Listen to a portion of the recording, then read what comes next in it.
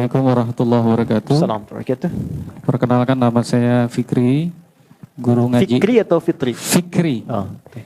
Iya, saya guru ngaji di Tegerong Entertainment. Oke.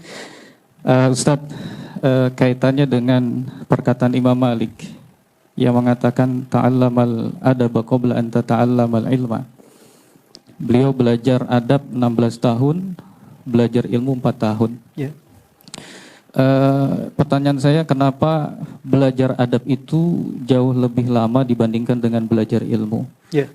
Kemudian adakah kitab khusus yang membahas kaitannya dengan adab?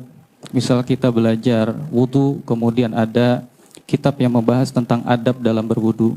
Atau kita belajar tentang fikih sholat, kemudian ada kitab yang membahas adab dalam sholat.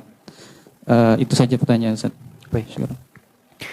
Yang pertama, Quran surah kedua di akhir ayat 282. Sebelah kiri paling bawah di pojok tuh ya. Allah sampaikan wattaqullaha wa yu'allimukumullah. Tingkatkan takwamu kepada Allah, maka dengan peningkatan takwa itu Allah akan mempercepat penambahan pengetahuan dan pemahaman kepadamu. Jadi takwa didahulukan sebelum ilmu. Apa di antara turunan takwa itu? Ternyata turunan takwa itu diantaranya adab. Takwa disebutkan dan derivasinya di Quran sebanyak 240 kali. Pemiliknya disebut taqi, jamaahnya disebut muttaqin. Siapa di antara ciri muttaqin itu? 2. 1, yang punya adab terhadap Allah. Dari mulai dia menata bangunnya, dia doanya, dia berinteraksi dengan istighfarnya. Quran surah ke-51 ayat 15 sampai dengan 23. Ya? Dan orang yang punya adab dengan sesama. Quran surah ketiga ayat 133 sampai 134. Alladzina yunfiquna fis sarai wad dharra wal kadhimina al ghaidha wal 'afina 'anil nas wallahu yuhibbul muhsinin. Adab. Kenapa adab didahulukan sebelum ilmu? Adab itu sikap moral yang membimbing kita untuk berperilaku baik. Jelas? Kalau orang berilmu, adabnya belum baik, moralnya belum baik, maka dia akan berbuat perilaku yang buruk, yang damage-nya lebih besar dibandingkan dengan orang yang belum punya ilmu. Orang korupsi kalau pintar, ngambilnya banyak. Dibandingkan dengan orang yang mencuri tapi nggak pintar. Ya kan? Kijang-kijang nanti durian disimpan di sini ya. Tuh. Ya, banyak motifnya. Dan damage-nya lebih banyak. Sama, jangan dikira orang yang punya pengetahuan tapi minim adab, jangan dikira bermanfaat. Merusaknya akan banyak. Ya, akan banyak. Siapa yang banyak memberikan fatwa yang keluar buruk, dan itu mencelakakan. Betapa banyak orang belajar, tapi kemudian setelah belajar berselisih. Ada yang mencela si fulan, ada yang mencela si fulan. Ada yang suami baru ngaji pulang mencela istri. Istri baru ngaji, bid'ahkan suami. Dan yang paling menarik adalah, ketika kita belajar kan untuk menyatukan. Yang kurang kita tutupi, yang lebih kita turunkan untuk disamakan. Tapi bisa terjadi demikian, apa yang salah? Adab. Maka Islam datang untuk melatih adab terlebih dahulu. Dan saat yang bersamaan ilmu diberikan. Jadi tidak harus nunggu 16 tahun. Itu bersamaan. Karena saat berajar adab pun sedang belajar ilmu. Ilmunya khusus adab.